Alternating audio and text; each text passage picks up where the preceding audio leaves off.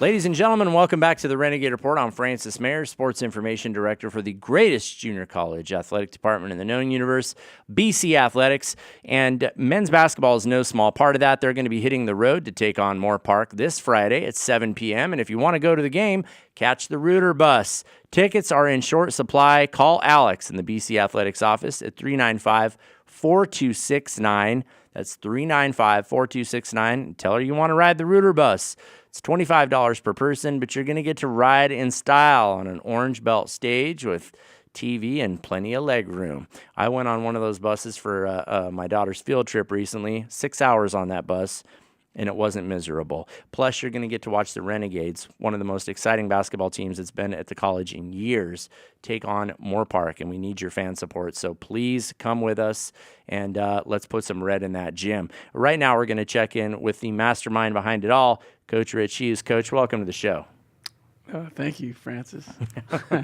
Mastermind, I thank you. Well, you got to be something to keep the like unbridled intensity of your team going in the same direction. That's like a wave you're surfing sometimes. There's a lot of really like dynamic energy on your team.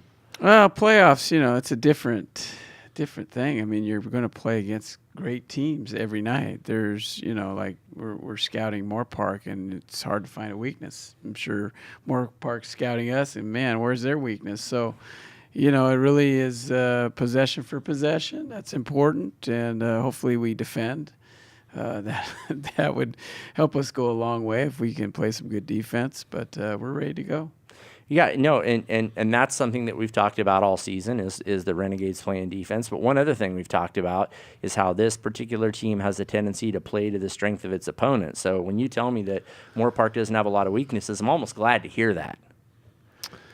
Well, we have other motivation, I think, that will get us ready to play for Moore Park. But we're going to watch some film. We've already started to prep on them with the team in practice. We'll watch a little more film today.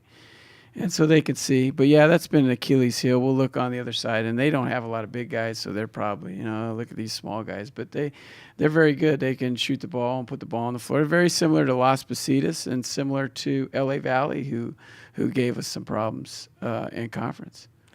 Well, speaking of conference, we were all excited over the conference championship. Still am. Yeah, absolutely we are. Now, if you go to Facebook or GoGades.com, you'll see some pictures of Coach Hughes getting the old Gatorade bath. We had a lot of fun and a great conference championship, our first solo conference championship since the late 80s. And we had a co-conference championship in 2007. 2007, we were co-champions with Canyons. We both had one loss. We beat each other. So that was that was our 30-3 team, and we had a phenomenal team. So did Canyons.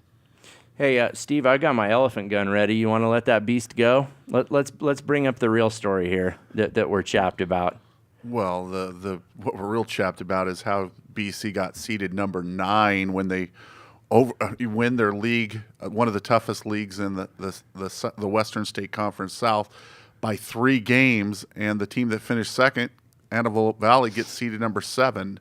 I've never seen any sport where you win your league and a team that's in the same league with you gets seeded ahead of you. And it's not just that. BC had a better overall record. BC was ranked higher in the rankings, the last rankings, and then they won their last 2 games after that, so they wouldn't have gone down in the rankings.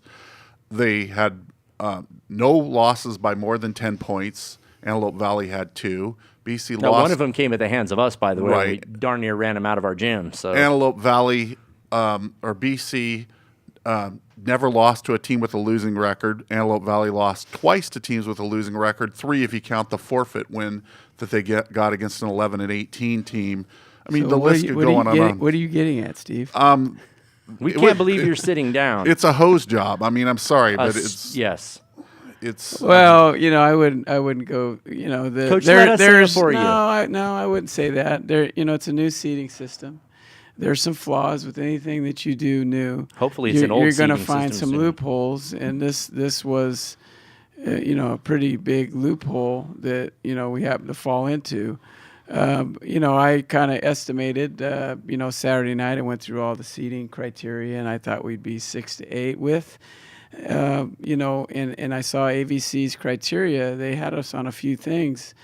So I thought if they got seated in front of us, we would probably be on the road. I didn't think that would happen. I thought that the committee would, at least discuss the loophole and try to fix that, because that's something that down the road is going to be fixed. But, a couple months from now, you won't even remember it. So we have to I just don't go know play. about that. We have to go play. Let's bring this. Antelope Valley stumbled into the playoffs 7-5. Also, BC went 14-2 to close out the season. And when they came to Bakersfield, it was 32 points. BC was winning by 32 points in the second half. And they barely beat us in Lancaster on a buzzer beater. I mean, so even head-to-head, playing down the stretch, all the things. I'll join in. We swept a couple of teams that they lost to, but you won by 3 games over them. I mean, that's and how many teams from our conference? Just to reiterate this point, Western State Conference South is no joke. How many teams qualified from our conference for the playoffs? We had 4 get in. The last night really caused a tailspin too. Luckily, Glendale got in, but they lost. If Santa Monica would have beat us, they probably would have got in too. They had the third best record in conference. So, it's a tough conference. It's like I said, it's a loophole. I would imagine the seating reps are aware of this loophole that needs to be fixed. What is the loophole that you keep? I mean, what is exactly well, the loophole? it's your conference, your conference finish against another conference opponent. They should never be seated in front of us since, we won the conference. Now, if it's the Orange Empire and their third place conference, finisher had better criteria than we did, then they should. But clearly, in our conference, the Western States South, we were the best team by far, and Antelope Valley was not. And but they based it straight on criteria. That's all that they looked at. What criteria? I mean, is it an RPI? Because, like I said, every RPI criteria that I've ever looked at for how you're playing at the end of the season, head to head, conference record, you had them on non-conference non-conference won them the seed because their non-conference RPI was better than ours. And there was a couple their quality points. They had a lot of quality wins against teams with 70% or above, so their point total was higher than ours. So they did have some criteria that they beat us at early in the season before they stumbled 7-5 down the stretch. Yeah. Well, that's my point too. You look at the overall body of a work, but when you're talking about 2 teams from the same conference, the conference finish should trump the non-conference because in any sport you play, conference is your most important finish. You want to finish strong. But like I said, if it's another conference, it's hard to compare. So you have to compare non-conference to other teams unless there's some head-to-head battles. Well, you guys beat Fullerton, who's also seeded number 6. And that wasn't even a close game. That is a question mark because they did beat us in some criteria, but we did have the head-to-head, and I don't know if that really was factored into it. But I've had my bitterness. My bitterness is over. I kind of just say, God's in control of this team. We're going to go where we have to go, and we're going to play who we have to play. And the results are going to happen. Whatever happens. So, and we should all follow your lead there. That's why you're the guy in charge. That's the healthy attitude to have in sports and in life. I disagree. I think this needs to be changed because. Oh, absolutely! It's highway robbery.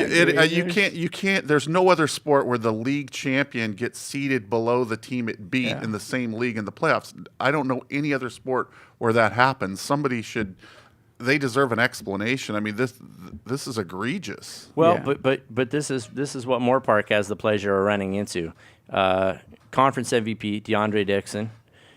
You got Jimmy Riviere, who very well could have been the co-MVP. He should have been co-MVP. That was even more. I was more disappointing to me. Well, Coach, let's save that for the next segment. We'll talk about how the postseason awards panned out. And by the way, there's one that's close to your heart.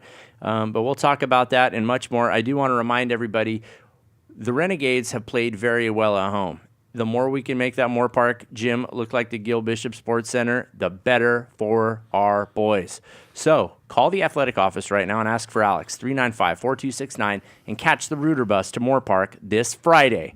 Leave the driving up to the folks at Orange Belt Stages. You bring your phone or your tablet, watch a movie, and then poof, you'll be in Southern California getting ready to watch one of the best college basketball teams in the state. And they got Bakersfield on the front of their shirts.